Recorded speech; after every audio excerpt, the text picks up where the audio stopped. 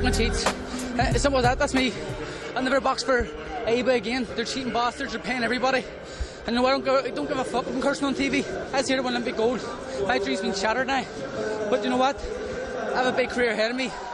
And these ones, they're known for being cheats. And they'll always be cheats. Amateur boxing stinks. From the core right to the top. Now I feel like I can go back like a loser. No, I'm not a loser. I'm a winner. And today just showed how corrupt this organisation is.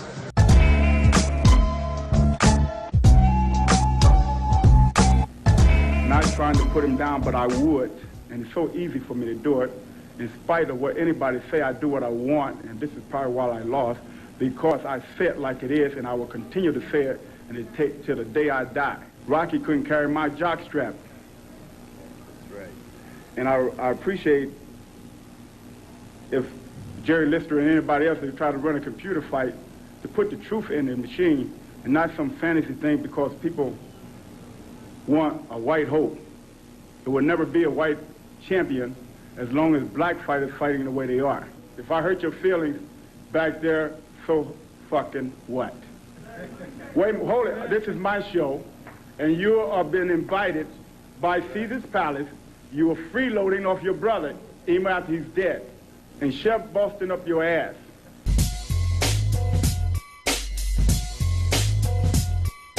You know what? Come on, let's bring some gloves tomorrow. We'll have just a little session. No, we don't even have to bring gloves. Well, I suppose that's a... Chow, what? You want some? We're to try. Save it! I want to talk to him. I want to talk. Right now, you push me, yeah? Okay, you got one up. Enough! Running. Get him out. Take him down. Running. Enough!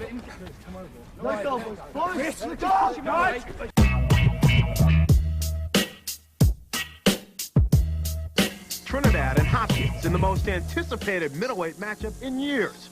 When Hopkins threw the flag of Puerto Rico to the ground at a New York press conference, an already hot fight got hotter.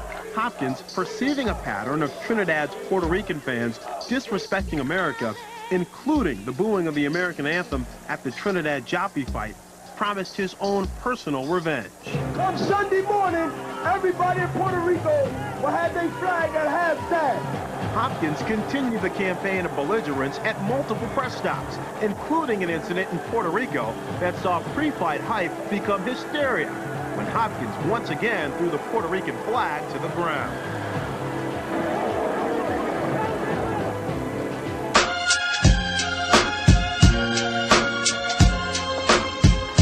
This round was Castazouz clearly evening things up.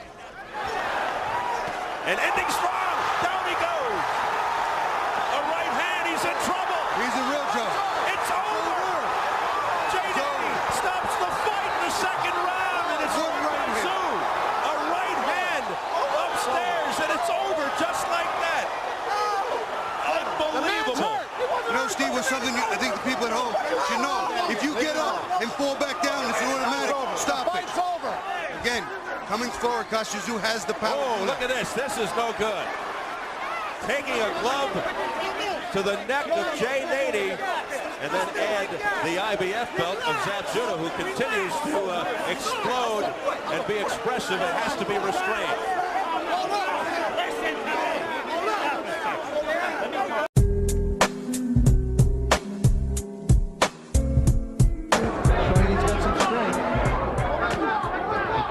By Tan. There's that top of the head shot. And he's mad. Yeah, he is. And he just went right after him. And threw him down. You know what? You said this earlier, that you wouldn't be surprised to see a DQ.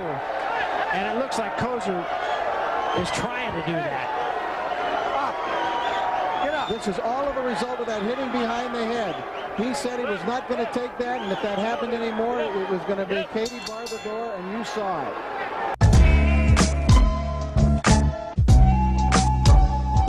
Incredible conclusion to round number one. Carl Milliken, the referee, they go at it again. There were still several seconds to go. It seemed like a long round.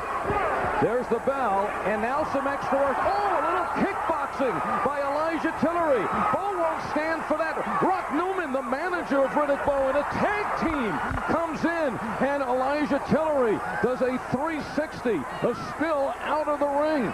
He was holding on. He was warned twice already for holding. You had him in deep trouble here in the first round. Right here, as you see, he's taunting me. Oh, there goes the left. The bell ring. He kicked me and he punched me at the same time. Kicked me again. Well, he kicked me about 3 times, right? And then he got yoked. See? Kicked me 3 times, chump. And this is where your manager, Rock Newman, who's becoming a star here on USA, came in. Rock, what kind of a hold, and have you been working on that during practice sessions? Absolutely not. I'm sorry that particular incident took place. Things got a little heated. I don't know what the hell Tillery thinks this is. He goes around kicking this guy, and I saw him intentionally try to kick him in the groin. We are a team. We are a family. We can't let those kind of things happen.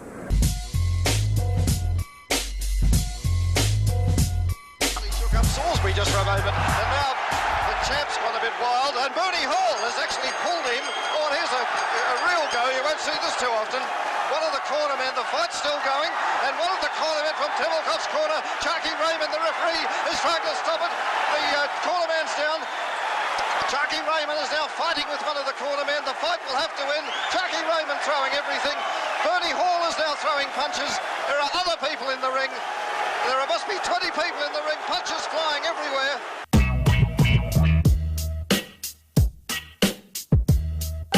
It's like Burbis complaining to reporters. I think there was an altercation out in the parking lot. There's the cops with him and the reporters. And he's saying that Larry Holmes attacked him, and look at this, Charles. Oh, my God. Larry Holmes with a swan dive off the top rope. Looks like something out of the WWF, and he's attacking Trevor Berbick right there at the valet parking ramp. And I think people have separated the 2 former heavyweight champs. There's some loud words going on out there.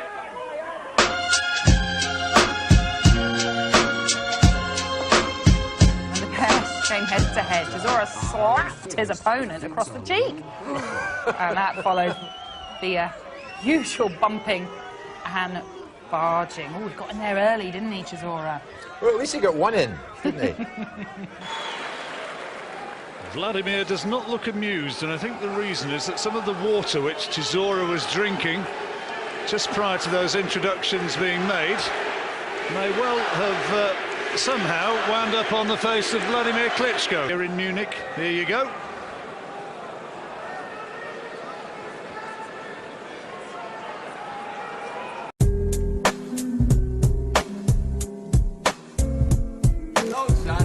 Man, you got no chance. You're a legend. You're a legend. You're an I would never let a white boy beat me. I would never let a white boy beat me. I would never let a white boy beat me. I would never let a white boy beat me. If you fight, you will lose. If you fight me, you will lose. I'd never let a white boy beat me. And you can call it any statement you want. Anybody can print that. I would never lose to a white person. From Newbridge, Wales, still undefeated.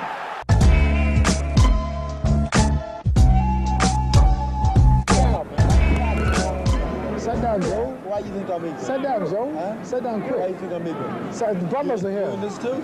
No. Sit down quick, Joe. Well, we're having a scene, as you can see, and it's hard to tell whether it's clowning or for real between the 2 fighters. This kind of thing has been going on all along in terms of promotion of the fight, and this time it seems to be for real, because Joe Frazier is really angry. Muhammad called him ignorant, and he's really angry. I don't think this one is clowning at all. It's a bad and an ugly scene, and it's unfortunate, I think, that it's happened in the middle of showing a classic fight between 2 extraordinary athletes.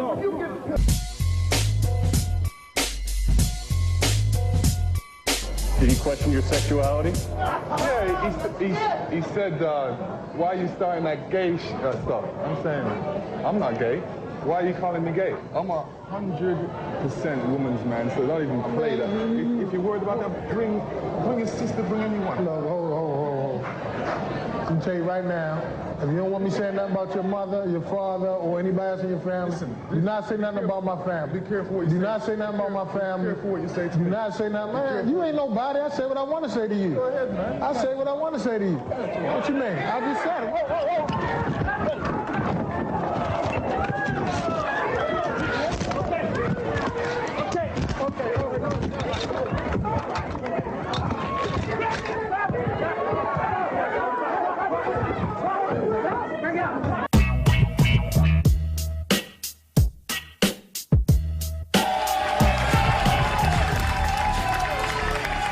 I said to a guy in our entourage, he looks pretty mean there. I mean, he just looks mad. And then as soon as Lennox came out, Mike just came across the stage. He took off his hat, threw it on the ground and started marching over to me. So I'm saying, I don't know what he's doing. My security came out, stopped him. Mike commenced the punching, Lennox commenced the punching. It was like all free-for-all. Somebody was biting my leg. I'm like pushing the head, realizing, you know, Tyson's biting my leg. He's biting my leg. I hate getting bit. He knows that he's a jerk. He knows that he's been taken for a ride by all the people around him. That's what makes him angry. And when he's yelling and screaming, you can almost see him crying because he knows that this is not where he wants to be. I'll f you love me.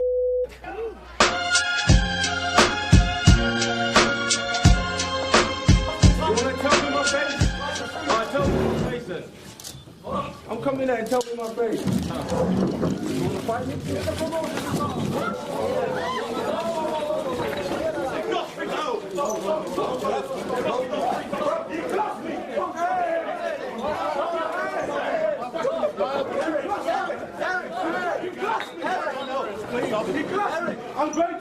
I'm going to shoot David Hay. Listen, I'm going to physically shoot David Hay.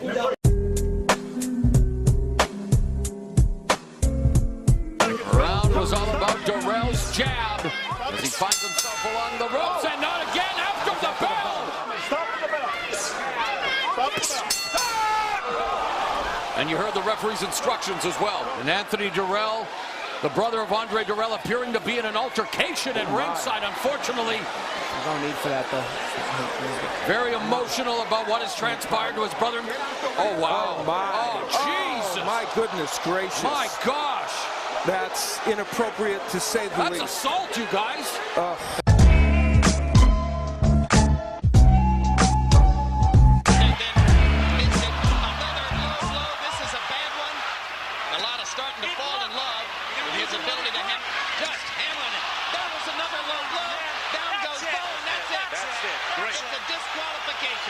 It's time to someone that understands that you're going to have to keep the rules in this business.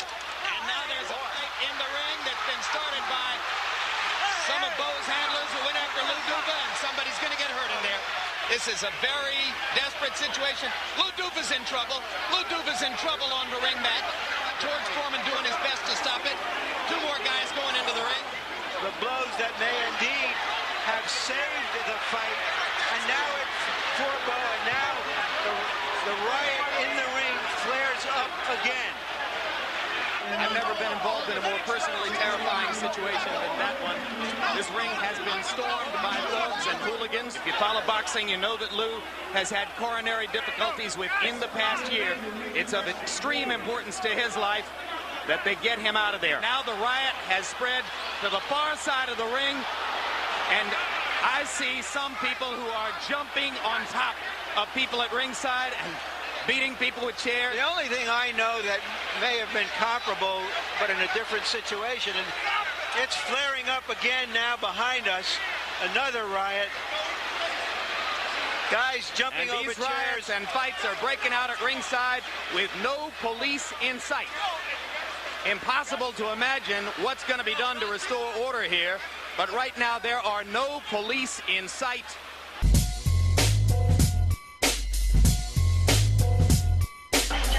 The whole situation finally came to a head when Clay approached Liston at the Desert Inn in Las Vegas, where the champ was shooting craps and losing. Liston was in no mood to be harangued by the mouth from the south. Drawing a gun, Sonny fired, frightening his young tormentor into a hasty retreat. The gun was filled with blanks.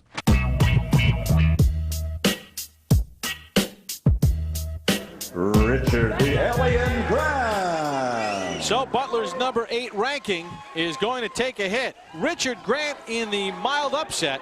A unanimous decision victory. Oh, look at this. Butler. Whoa! Butler just ran across the ring. Butler just went over there and sucker punched and knocked out Grant. Oh, boy. Terrible. And the new commissioner, Ray Kelly, will do something very, very enforceful here. You want to talk about Zab Judah and his antics? James Butler should never be allowed in the ring again. Absolutely. Never. That's assault. That is assault. He should be arrested on the spot. He should be arrested right on the spot. That is assault and battery.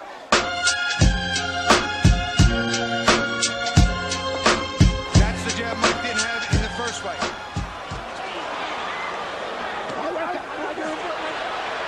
What happened here? He got bit, I think. Evander Holyfield, look out, he's pushed right here. 2-point deduction, the fight will go on. That's a left hook. You know, it's funny, Mike was having his best He run. did him again. He did it again. Mike Tyson has beaten Evander Holyfield for the second time, and it is all-out war. I saw that one. That was right clear. It's over. I think they've just about had enough. Tyson showing desperation and fighting Holyfield 2 times. Look out now. More fighting in the ring after the end of the fight. Tyson's trying to get at Holyfield again, I believe. It is complete bedlam, and Tyson is just taking swipes at anybody in front of him. The police are coming in by the squad here, and they're still fighting in there. He got little nicks on him there and he quit. I got an eye, I got one eye. I got one eye, he's not impaired, he got ears. I got one eye, big deal. If he take one, I got another one. I'm ready to fight. He didn't want to fight, I'm ready to fight him right now. Well, Mills Lane, no. Mills Lane stopped the fight. It wasn't Holyfield who stopped the fight. Oh, he didn't want to fight. He didn't want to fight. Let me ask, We don't know what Mills did. Don't put nothing on Mills. Okay. Well, Mills said he stopped the fight. You bit him. Was that a retaliation for the eye when you bit him in his ear? Regardless of what I did, he butted me for 2 fights. But you got to address it, Mike. Why did you bite him? No, I did address it. I addressed it in the ring. Why did you do that, though, Mike? I mean, was that the proper response? Look at me. Look at me. Look at me. Look at me. I got to go home and my kids are going to be scared of me. Look at me, man. What are you going to do now in terms of your career, Mike? Well, you continue to fight. Very much, Jim, for respect, Okay, brother. okay.